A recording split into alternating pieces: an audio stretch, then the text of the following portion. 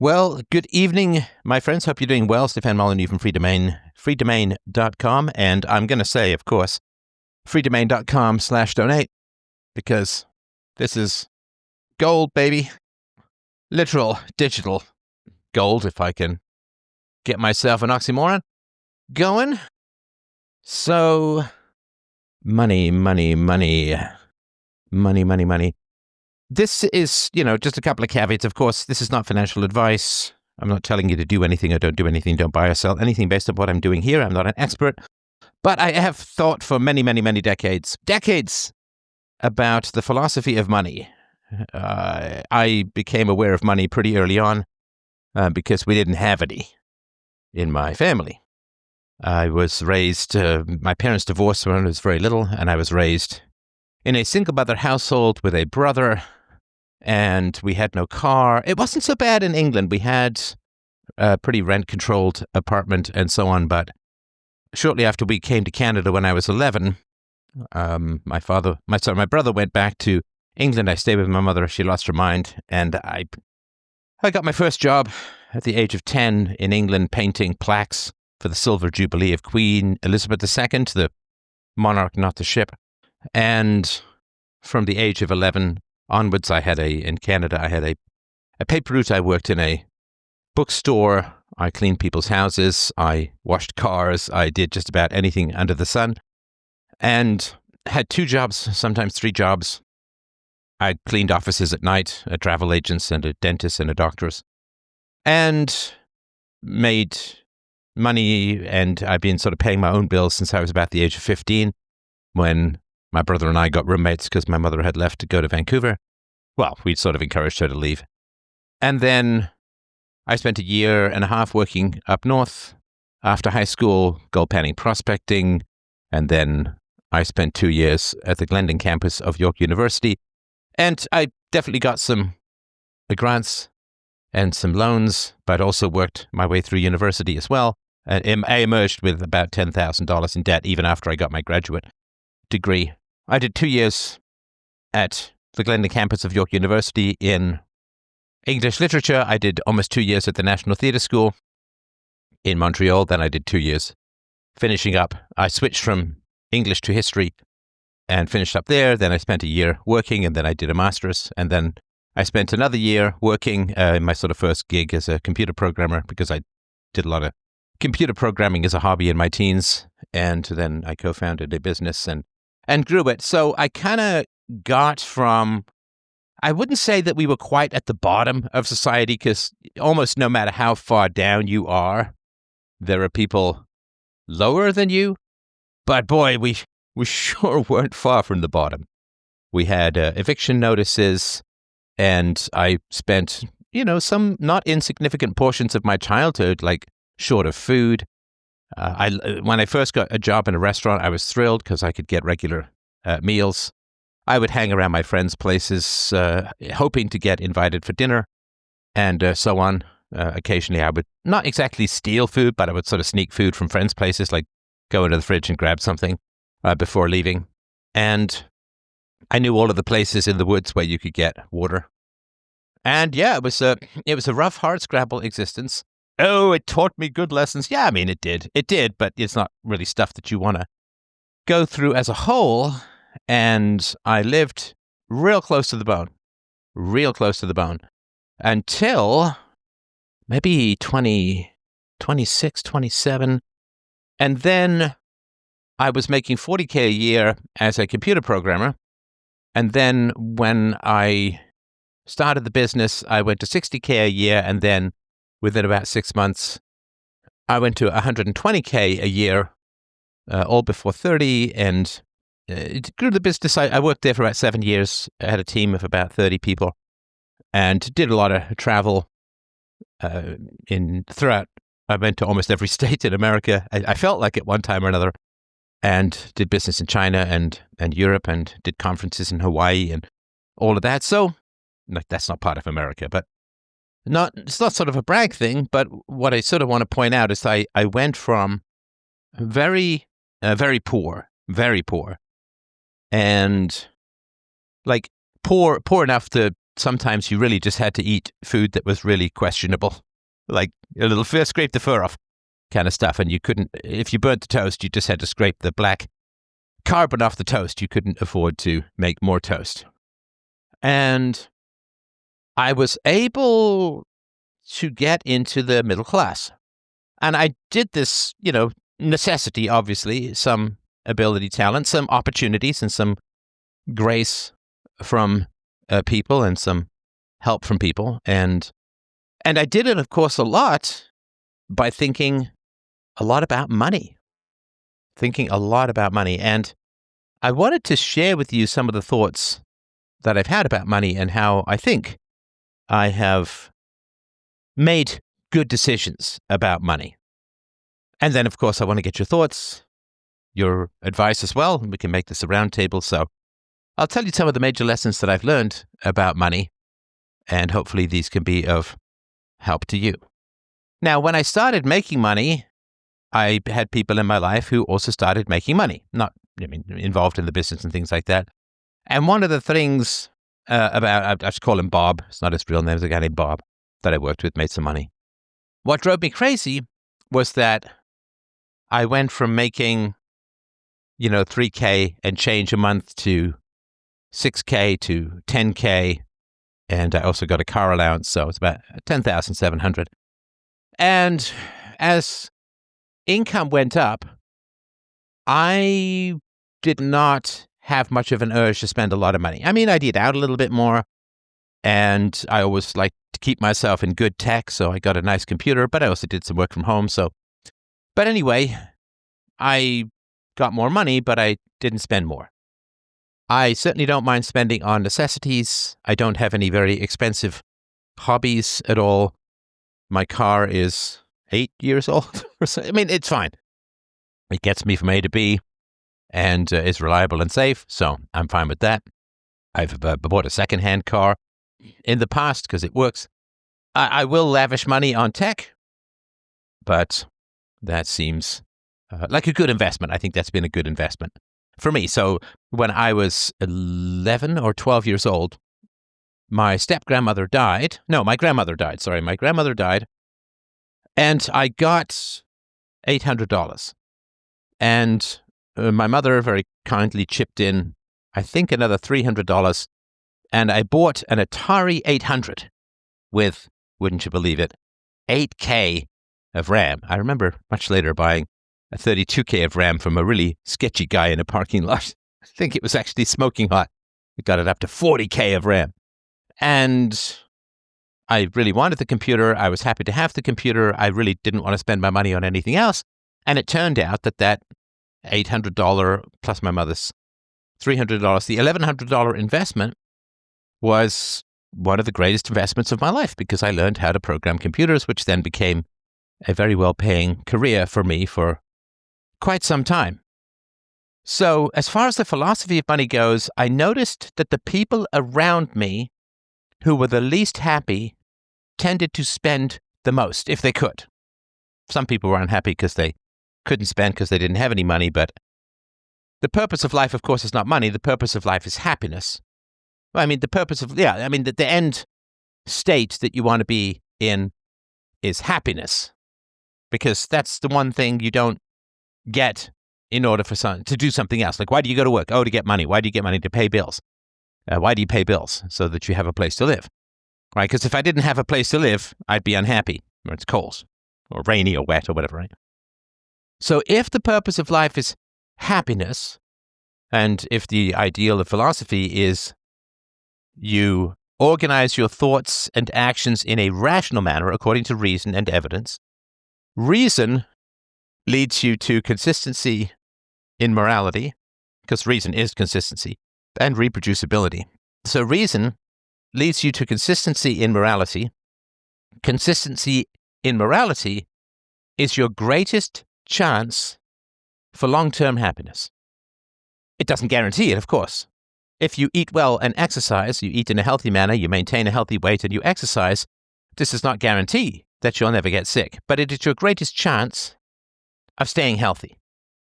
Things can happen outside of philosophy that can make you unhappy, right? You can get T-boned in a horrible car crash and end up in a wheelchair, and that's going to interfere with your happiness, at least for a time, significantly. Although sometimes disabled people rank highest on happiness. That probably has a lot to do with gratitude.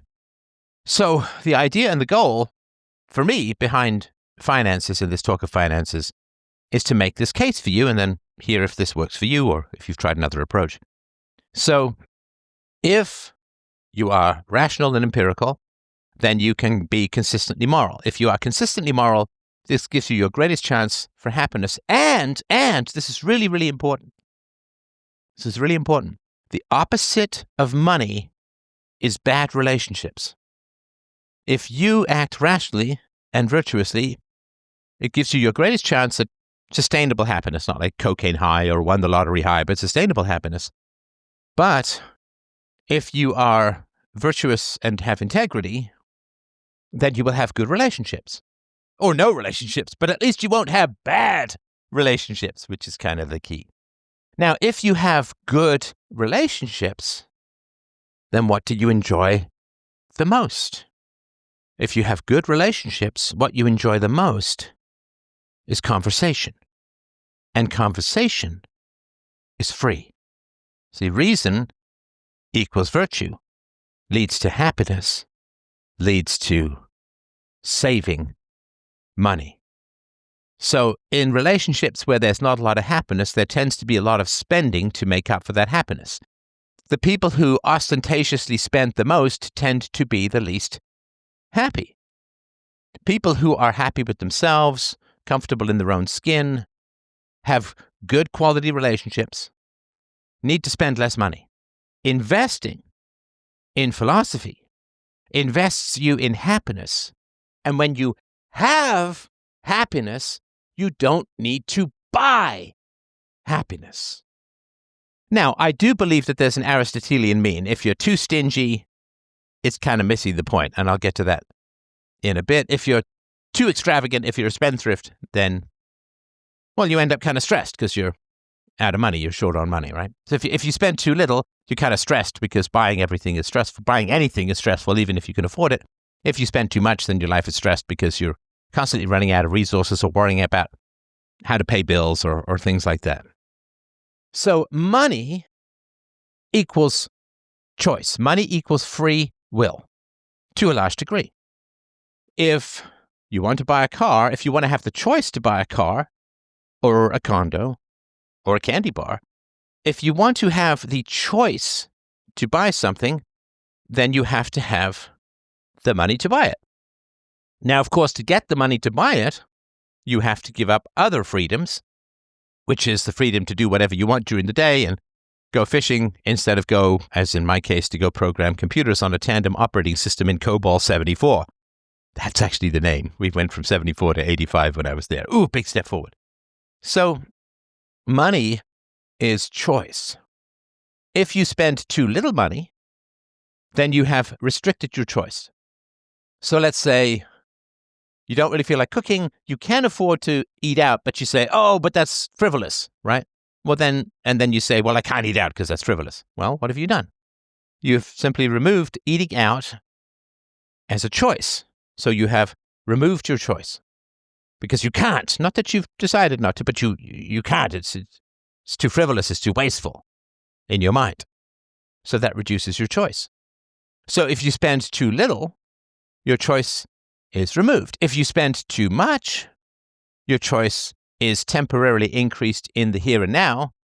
I could buy these 10 things on my credit card. So your choice is increased in the here and now, but your choices are diminished in the future because you have to work extra hard to pay off all of that debt, plus the great demon of the modern world, or the ancient world too, interest. So in the Aristotelian mean, in the middle of the road, you have the choice to spend, and your choice to spend money should be to maximize freedom, to maximize free will, to maximize freedom. That's really the purpose, philosophically speaking, of looking at your money and thinking about your money. Am I free to spend it? If not, you're not very free. This is the Howard Hughes thing, the guy who had like 14-foot-long fingernails and shuffled around with his bare feet in Kleenex boxes, who was a multi-billionaire and spent almost nothing. Or these stories of the people who die in mangy old apartments and have millions of dollars to their name that they never spent. Well, they're not free to spend it if they're not going to spend it. Money represents choice. And you want to maximize your choices in this life because the more choices you have, the more capable of virtue you are. Nobody says that an agoraphobic is making a brave choice by staying inside, right? Because that's their default position. That's what their messed up mind and body is telling them to do. So you want to, in thinking about money, you want it to be little pieces of paper that represent additions or subtractions to your free will. And you want to invest, of course, into things that appreciate, not things that depreciate. Like, that's so obvious, but I'll tell you sort of philosophically why that means a lot more than what most people think, right? So a lot of people want to throw money into depreciating assets, right? Depreciating assets, cars, computers, clothing, things that wear and tear and lose value over time. I mean, houses wear and tear, but because of mass immigration and boomer coffin clinging, they go up in value as a whole. Well, whether they go up in price or value, right? Price is the denomination in currency, and value is what that currency actually means, right? I mean, as we all know, minimum wage is a lot higher now than it was in 1960 in absolute dollar terms, but it's worth much less in real purchasing power. So you want to invest in things that go up in value. And of course, it's worth going into debt even for that, which is why people buy a house with a mortgage, right? I bought a house with a mortgage. My wife and I bought a house with a mortgage because the house value increases more than the interest rate. And you need a place to live. So you either rent or you buy. And if you rent, of course, it's in perpetuity. If you buy, the cost go down once you've paid off your mortgage, assuming you didn't buy so old a house that it just needs a bunch of repair stuff after that. So, of course, it's a truism to say, and makes sense to say, you should buy things that go up in value. Bitcoin, not Tezos. Inside joke. So you want to buy things that go up in value, and you want to maximize your purchases into things that go up in value, because that's future freedom, that's future choice. And you want to minimize your spending on things that go down in value. That's understood. That's pretty clear. I'm sure everybody knows that. The little twist I'll put on it, and again, I'd love to hear your thoughts on all of this, but the little twist I'll put on that is mating displays are an investment in value, right? So let's say you're going out on the town and you spend a couple of $100 on a nice outfit. You got a nice watch, maybe more than a couple. You got a nice watch, you got nice chinos, a nice shirt, you get a nice haircut. Now, is that investing in something whose value goes up or investing in something whose value goes down?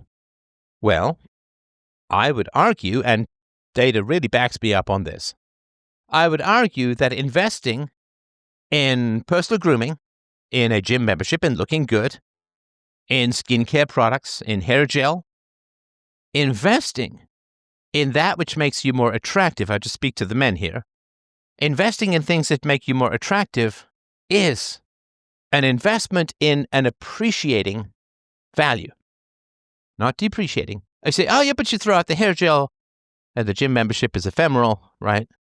It doesn't leave you with anything substantial other than some muscles and some hopefully unclogged arteries or whatever. But I would say no. For men, investment in personal grooming, and for women too, but again, women understand all of this, so I'm just speaking to the bros here. Invest in personal grooming, go to the dentist, get your teeth cleaned, maybe get some whitening if they got yellow from coffee or something. You say, oh, but that's so shallow, that's so frivolous. No, not at all. Not at all. Nice shirt, nice pants, nice watch, nice haircut, clean glowing skin, maybe a little cologne, certainly some. I don't use antiperspirant because I don't like the idea of clogging my pores, but I certainly use deodorant. And, as a As a man, it's important. I don't know what happens. It's like things die in our armpits every single day. I don't know why.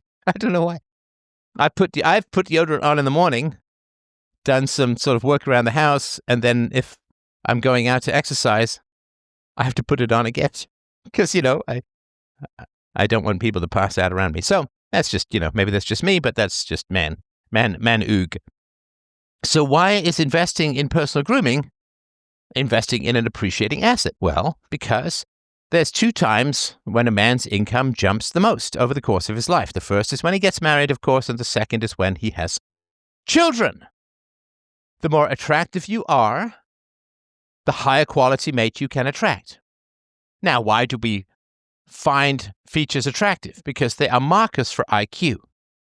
Even features, good hip-to-waist ratio, reasonably low body mass index. These are all signs of IQ, intelligence, and emotional intelligence. I know it's a bit of a fruity metric, but just bear with me for a second. So the more attractive the man, the more attractive the woman, in general, the higher IQ. Now, the higher IQ, the less likely you are to divorce. Higher IQ people tend to be more reasonable. They tend to be better at negotiating. They tend to have a higher capacity for empathy. They have a higher capacity to hold self and other in the mind. Like, how you can hold like 9 things in your mind, directly visualizing them in your mind. So they can hold self and other in the mind. And what that means, of course, is that they can say, well, if I were in your shoes, how would I want things to go? They don't like selfish people, of which there could be very high IQ, selfish people and people who aren't so smart, who are good at negotiating. But in general, right, the trend occurs. You gotta cast your odds, right? I mean, it's true that the guy living in the trailer park might win the lottery, but you probably should try and date a doctor, lawyer, engineer, or entrepreneur. Well, maybe not entrepreneur, depending, right? If you want some sort of stable income. And this goes back to something I talked about my friend in junior high school, when the Adidas bags were big. ADIDAS. Adidas. All day I dream about sex. That was the joke acronym. So the Adidas bags were very big. Bare Naked Ladies sang, I got an Adidas bag and a humongous binder. Think these giant binders with flaps and enough vertical storage units for an entire Library of Congress worth of Bic pens. But so carrying around your stuff in an Adidas bag, having a big binder and so on, was high value. And my friend's mother worked in an accounting office. This is back in the days of dot matrix printers, where you had the printers with the paper with the tearaway sheets on the side with the holes in them so they could be fed through the dot matrix printer. Printing. And he would get used paper from his mother's office, and he would carry the school stuff that he needed around in plastic grocery bags. And I was not very well schooled in the subtle arts of personal attractiveness, but even I, yea, verily, even I could see that this was an unwise move. And I remember saying to him, like, why are you carrying your stuff around in plastic bags? And he said, Adidas bags cost like $20. Like, my mother's an accountant. Adidas bags cost like $20. Paper is like expensive, but the printer paper is free, so it's throwing it out from my mom's office, and the plastic bags are free. Now, this is before I got into Austrian economics, so I couldn't really tell him there's no such thing as free, and a lot of things that seem free come at a pretty awful cost. And I haven't talked to that guy in quite a while, but I did track him into my 30s, and he never got married. I'm not sure he ever dated. I don't think he ever did. So, saving a couple of bucks on an Adidas bag and some duotang paper does not seem like a very wise investment. Investing in personal attractiveness is investing in higher income, because particularly for men, we have to have something to work for. Why are there houses in the suburbs? Well, to get away from the inner city, of course, but there are houses in the suburbs because women want them. I have somewhere in my files from many, many years ago a comedic script for a movie Raised by Bachelors, which was going to be sort of blackface interviews to people talking about how they were raised by bachelors that would make them rub Febreze on their armpits before going to school. I was raised by a bachelor. But men will, the sort of typical example that men will have a place, they'll have a futon or just a mattress on the floor, and they'll put their giant screen TV on top of the box it came in and consider it fine. It's great. And then women come along and make everything nice and lovely and pretty, and they need stuff for that, right? They need houses, the paintings, pictures, right? Things like that. You can't just, as I found out, you can't just have a bunch of 2x4s with bricks you found from an old construction site holding up your bookshelf. And my wife, in beautifying the place, is entirely right. It's much more civilized, much more pleasant, and is good for the mind, heart, and soul. So an investment as a man in beauty products, I mean, for women, I understand this, right? I mean, I have a photo somewhere in my photo album that I took when I was younger in a store which was selling makeup, and the sign said, "Tools of the trade." The more attractive the woman is, the higher earning man she can get. And the more attractive a man is these days, the higher quality wife he can get. So for the low price of $1,000 or $2,000 worth of product and clothing, you can get a wife who won't divorce you because she's smart and verbal and good at negotiating and all of that. And of course, if you've ever been through or seen a divorce, it is one of the most brutal economic disembowelings that a family, and in particular, if there are children involved, a man can experience. If you have friends with whom you have good conversations, you can save hundreds of thousands of dollars over the course of your life, both in direct costs and in opportunity costs. One of the things that saved my bacon, not from a dating standpoint, but from a money standpoint, was being introduced to Dungeons and Dragons when I was, maybe 12 or 13. Because me and my broke friends, well, they weren't all broke, but we all enjoyed the game, would get together once a week, maybe twice a week, and we would play Dungeons and Dragons, which was largely free. A couple of rule books, a couple of dice, some graph paper.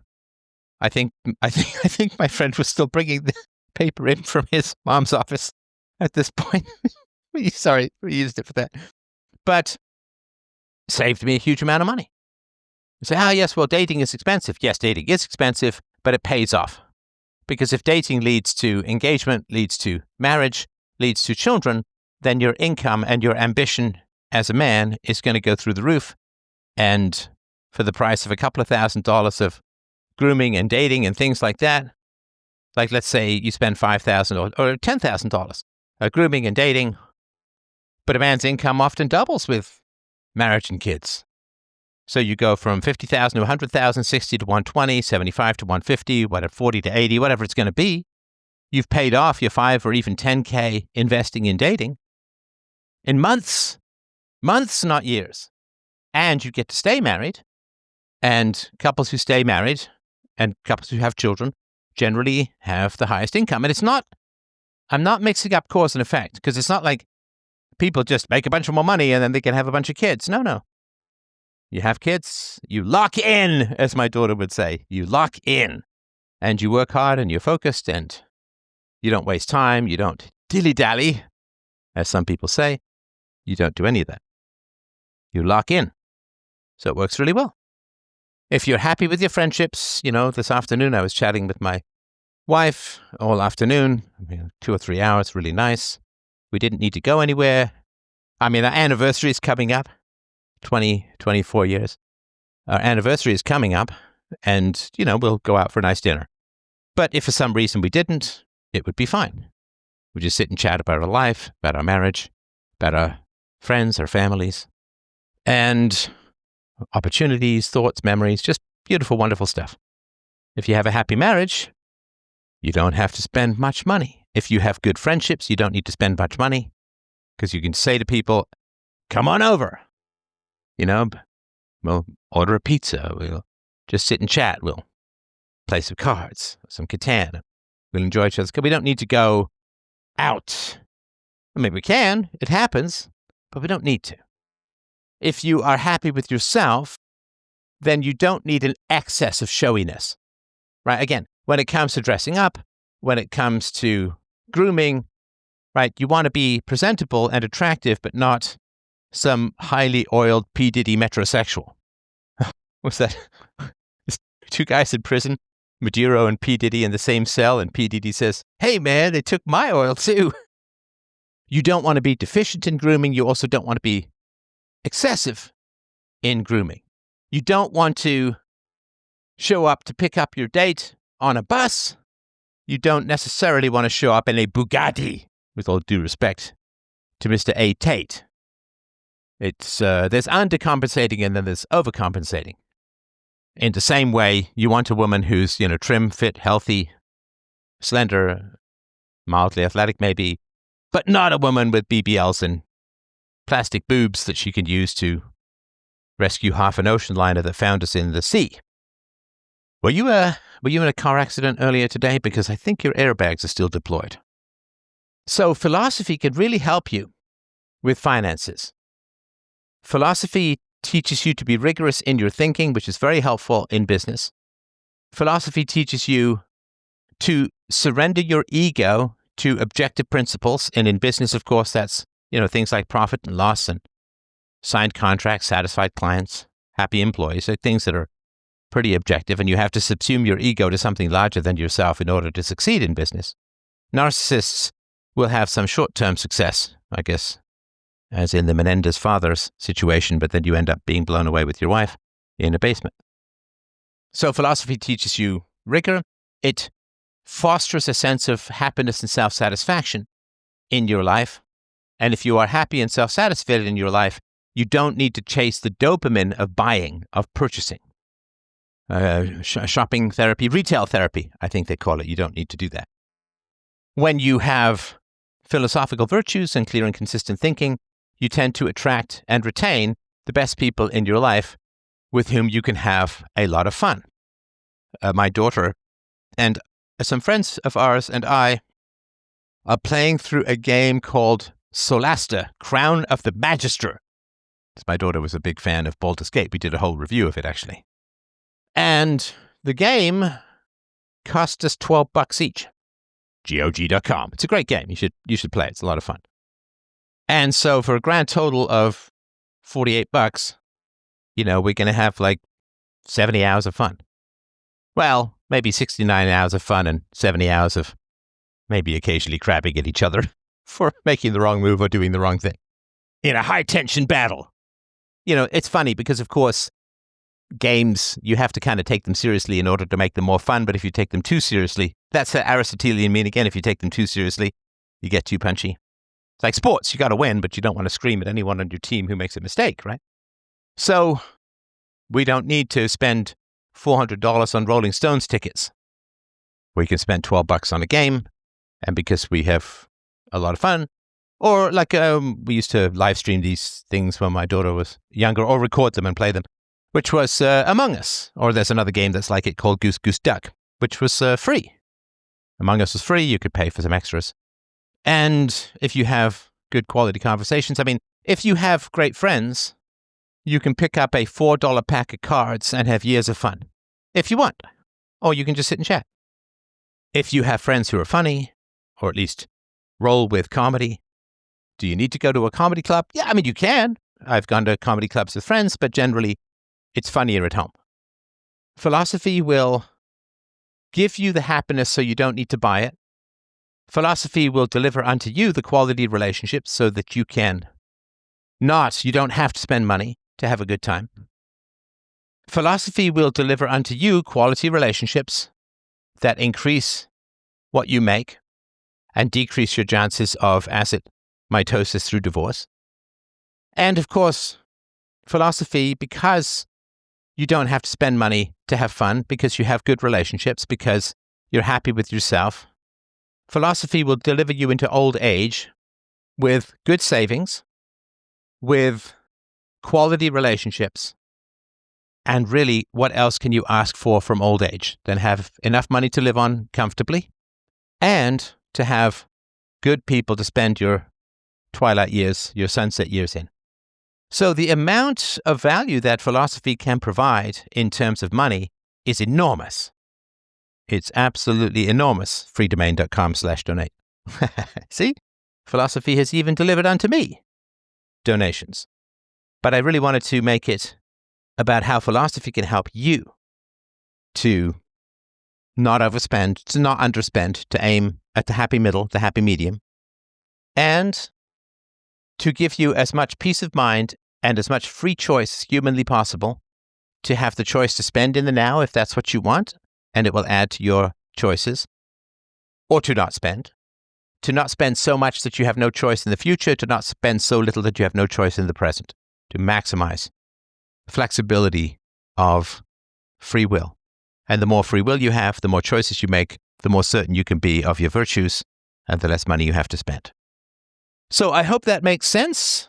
I'm certainly happy to, if you have any questions or comments or things you want to share, or massive, wild, and deadly opposition to everything that I have said, I would be thrilled to hear. Or maybe you have invested time and you wish to get the payoff of rumination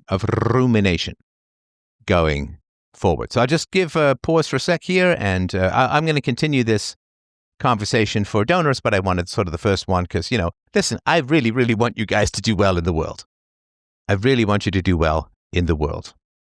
And we are often raised with very distorted senses of money. And of course, we have all of this, marketing and advertising and, industrial propaganda scales that go on that really all have to do with getting us to consume. Society, of course, wants to transfer money from men who tend to be savers to women who tend to be spenders. And, both are good, but because it's the coerced transfer of money through debt, welfare state, pretty fraudulent in my view, student loans and things like that. Getting money from the hands of men into the hands of women. I mean, just go to the mall, right? How many stores are there just for men? None. The answer is none. None stores. I mean, there used to be, was it down at College and Queen in Toronto? Probably still the case, but I mean back then forever. There used to be a whole string of computer stores. You could say, okay, that street, that's for the boys. When you got to assemble your computers sometimes yourself. But you go to malls, it's all women. And the fact that women spend and men save is great. You need, again, the balance of both, but the government has tipped the scales far too much towards women, and the economy is fairly frivolous and fairly shallow and materialistic as a result, because it's not for the home, it's for mating displays that don't consummate in actual marriages. So, all right, going once, going twice. I think I will stop here if I just wanted to sort of drop in and give you some thoughts about money. I'm fascinated by money. I have had the good fortune of being able to ask, hundreds of people about their finances over the course of my show. Like that, was it Caleb Hammer? The guy with the Michael Jackson mosquito voice. And he gets to ask people too. David Ramsey? Yes, he also gets to. So I think if you have friends, it's okay to talk about money. When I grew up in England, it was absolutely forbidden. You couldn't talk about money. But it is a very important topic, and life runs on productivity. The present runs on consumption, the future runs on savings, and the balance is where the sweet spot is. But it's hard to find, and it changes over the course of your life. So I wanted to do the first one of these series out here in Le Public, and I'd love to get your feedback. If you're listening to this later, you can just email me, host, HOST, @freedomain.com. If you find what I'm saying to be of value, I would be thrilled to get your thoughts and your donations at freedomain.com/donate. Shop.freedomain.com, and don't forget your peacefulparenting.com for the book. Thanks, everybody. Have yourself a glorious day. I will talk to you Wednesday, and I appreciate you dropping by tonight.